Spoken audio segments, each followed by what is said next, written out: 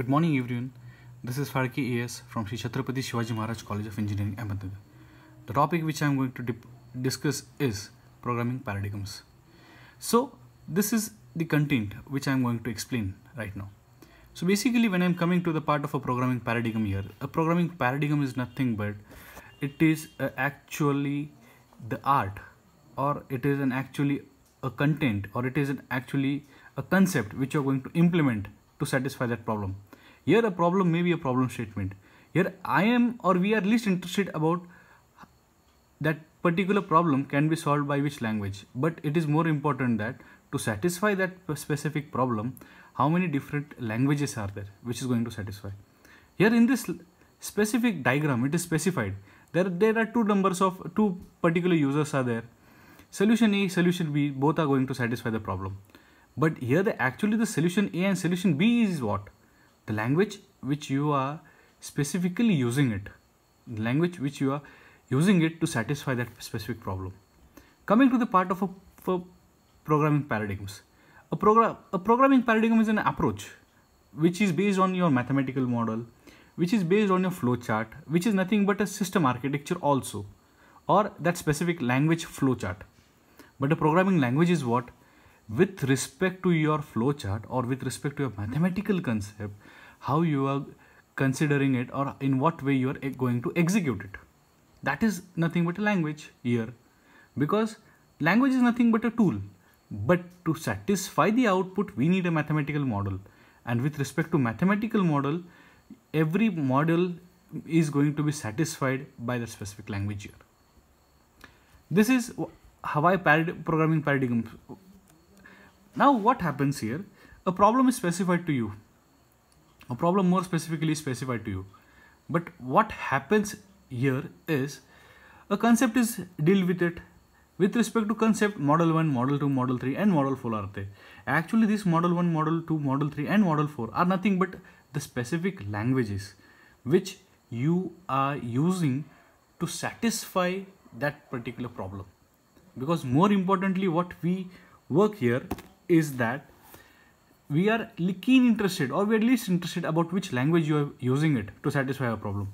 But we are more interested about it is that what language has given me a specific output from that problems. Coming to the overview of that programming paradigms, object oriented is there, functional is there, imperative is there, and logical. Now coming to a part of an object. Object is nothing but a specific class, where in a class you already define it, that what is the actual working. We define the property, we define the functioning. For example, if I say that there is an animal, for example, animal is like a dog. Now dog is nothing but I am identifying it with respect to class. By a class I am defining it has to bark, it has to move, it has to sit, it has to burble there. So means what? I am defining the functionality of an object. And when I am defining a functionality of an object, means what? I am defining the working of object here. That is nothing but an object orientation program paradigms. So now actually what we need in an object? Object means what? Data abstraction. Means you are collecting it. Why you need to collect the data? Because you need to specify it. That if I am choosing a specific object, then I need to show what is the functionality of that object. How the functionality, in what way it has to behave. Because behavior of an object is being identified by a data.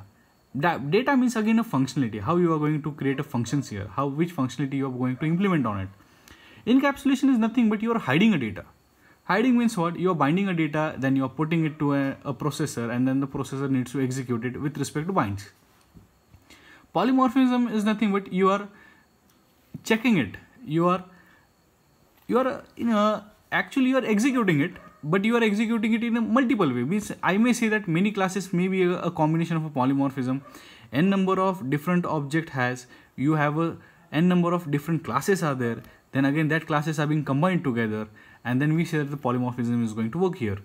And inheritance is nothing but you are creating an interference within, or you are creating a channel how your object needs to behave during an execution time. Secondly, a question arises here. Is object oriented the best paradigm for solving every problem? If so, they wouldn't be the need of a paradigms. Now what happens here? When I have to define the functionality of an object, sometimes your object only works with respect to functions, but not with respect to output. And sometimes you define an output, but the functionality is not specified here. So what happens here is you have to define the functionality with respect to output so that the functionality will be satisfied by the output, and the output can retaliate it again by checking the specific functions which we have defined here. Now what we have to do? Again, here is a big question, how you have to do it. Now, in an imperative paradigms, it is a step by step, it is a sequence. Sequence means what? Procedures. Procedure means what? When you are executing it, what are the different specific steps which you have defined to execute that specific process? Procedure for me is a process. How I am going to process it? When I am speaking about a process, I am numbering it. When I am numbering it, I am specifying which sequence, which specific number will be executed after what. And after, with respect to procedure, I have to define it with respect to executions here. Because procedure, even though procedure is a part of it, then also you have to specifically has to say it, how you are going to implement it. Okay. Secondly, functions. Functions are maybe a common functions, it may be different functions. It depends on the activity of your object, because which object you are specifying it here. An abstract data type here is nothing but how and in what way you are defining it. For example, if I am considering a stack, what functionality I need to implement on a stack is I have to initialize it. It is a part of my abstract data type. I have to specify the size of my stack. I have to specifically put the insertion, that is push. I have to show the deletion, that is pop. I need to show a underflow. I need to show a overflow. So these all functions are the functionalities of the stack. So here, when I am speaking about an abstract data type, means what? I am defining what n number of functionalities I am going to specifically defining in that particular object. Now functional paradigms. You are giving an expression. An expression here is nothing but a language. It may be an algorithm, it may be a language, or it may be a code also, or it may be a set of logics here. When you are creating it, you are checking it really or how it is going to execute it. Resulting value is means what? If you are creating it with respect to a logic here, then specifically how and logically whether your language is satisfying it or not. Whether your language has to satisfy it or not. Secondly, after satisfying it, I need to evaluate it. Evaluation means what? Even if I want to do a modifications here, I may do it a modifications in another expression also. We are using the same functionality or by using the same code, I may modify it by putting some other functionality within it. I may. Now, when I am speaking it, I may means I am characterizing it. Single assignment means what? A specific function is defined and it has to execute it. Referentially transmitted means what? Even if I am executing it, to more honestly, I am checking it the way of execution here. Compositionality means what? If I am speaking about a composition here, means what? Which n number of functionalities I am adding here to execute. And higher order functions is what? Whether I am using a primary functions or whether I am using a secondary or whether I am using a tertiary functions here. This is somewhat a diagram I am specifying here. List of all programming paradigms. Here are n number of languages here. You are choosing it, then you are in automated search. He is going to check or he is going to execute it whether the specific solution which you have given to that specific output really is going to satisfy it or not. If yes, then for which language? Okay, if for that language, then what functions you are going to put it. If this function, then which specific logic it is going to satisfy. So this all a number of functionalities are being defined here. All functionalities are defined here. Secondly, learning an object here. Now, when here I am speaking about what actually the paradigms has to do is, here you have to identify a paradigms. Now, here a problem is given to you. Again, a problem is given to you. With respect to problem, you have to identify a language. With respect to language, you have to specifically say that what assurance you have to satisfy that particular object or that particular output for it. And if Now what happens? In the second point, it is said that decide the most suitable language here. The meaning here is what? Sometimes a problem statement is given to you, but there are n number of languages which satisfies that object. Now what happens here? When you are having a n number of languages, for example, you are saying it that you have 4 to 5 languages which satisfies your output here. More precisely, you have to work that which specific language is suitable. Suitable means here again is what is the space complexity? What is the performance of your language? If it is space complexity is minimum, then you are going to prefer it. What is the actual performance here? Means the time complexity again comes here. Secondly, the declaration scenarios. Secondly, the size again here. Thirdly, if it is satisfying the language, then to what extent it is satisfying that specific output here. So this is a secondary stage, because after satisfying it, you are going to put a filter here. And filtering is nothing but you are putting a criteria here for defining that to more specifically which particular language I have to choose.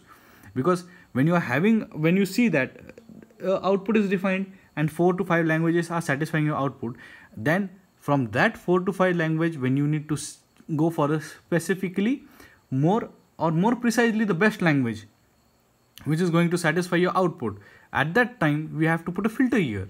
Because filtering is what? Now you are going to put a criteria that why I should prefer this language and why I shouldn't have to prefer the other language. Because here specificness is what? I am putting a criteria for it. And criteria is again with respect to performance here. Because the higher the performance is there, the lower is the chances of getting a failure in it. And when the chances of failure is low while executing that specific problem statement, then everyone is going to precisely choose that specific language for executed. Okay, now reason for focusing on paradigms. So what happens here? Again, I am going to say the same thing. There are n number of languages, n number of structures are there, n number of functionalities are there, n number of functions are there, n number of library sets are there, and n number of different types of compilers are there. So again, the question arises to the same point, that if it satisfies the output, then which specific language is going to give me a universal answer for it? Again, when I'm saying it about a universal, I'm checking all the simulation criteria of that specific language here. So that is the most important thing, because if I'm not going to check it with respect to simulation criteria here, then again the problem arises to me is that why I am preferring a language to satisfy that particular output here. That is again a big question to me here. So I have to go for it. Now many of the people may say that, sir, there are some languages which satisfies completely, then why we should not go for other, or some may say the vice versa of it. The reason is what? When you are speaking about a language, you are more specifically saying about a logic. The high the level of a logic is, the higher is the size of a logic. And more precisely, when we have to solve the paradigms here, we prefer a small logic with a big answer. And we have to specify it, because paradigm is the actually what, with respect to small size, how you are going to create your code efficiently, or how you are going to code it with respect to your efficiencies here. So that is more important thing here. And we have to think of it, because being a programming or being a computer engineer, you have to define it that which specific language is going to satisfy more specifically with a less time and with a more reasoning of answer, or with the more answers for that specific concept here. And this is the actual summary which I have defined here. So programming paradigm, again I'll give you in a revised format. Programming paradigm is nothing but, I'll break it in two words, programming and paradigm. Programming is nothing but a set of instructions which you are implementing it to create the logical answer. And paradigm is nothing but a problem statement which is a physical, or which may be a logical, or which may be illogical also, is defined with you. You have to satisfy that paradigms, you use a concept. When you are using a concept, it is very essential to use a tool to implement a concept. Again, that tool is nothing but a programming here, because how you are going to satisfy the specific answers here, that is more important thing here. More secondly, the main programming paradigms. Now what happens in main programming paradigms here is, when we implement a specific output with n number of languages, we here have to check the performance of all languages here. After checking the performance of all language, we have to come to a point by keeping a filter on a language that which specific language was more appreciable while solving the problem statement. So when I'm checking it, or when I'm getting an answer that which specific language is going to satisfy my programming, or which particular tool or which particular language is going to satisfy output with more specific constraints, then I am going to select that language as a solvable language for that particular paradigms. After that, the main questions arises that till here I have selected a language. Now more precisely, after selecting it, I am going to implement that particular code on that specific language, so that I will try how and in what manner it is going to satisfy me throughout the satisfaction of my particular output. And again, here paradigm is what? Even though it is a part of a mathematical model, I have to check it which specific mathematical model will satisfy for that particular output. And learning objective here means what?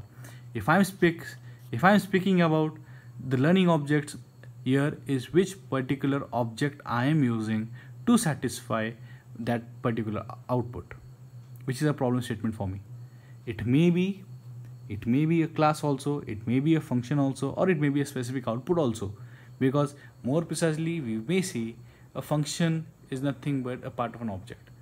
The implementation unit of object is nothing but a function, which you define it by defining the class of that object. So I hope you all are more specifically would have understood what is paradigms, what is programming, how we have to select it, in what ways we have to select it, what are the criteria of selecting it, and what are the simulations for it also, an object. So I would like to say a final thank you to you, and suggestions are most welcomed here. Thank you so much.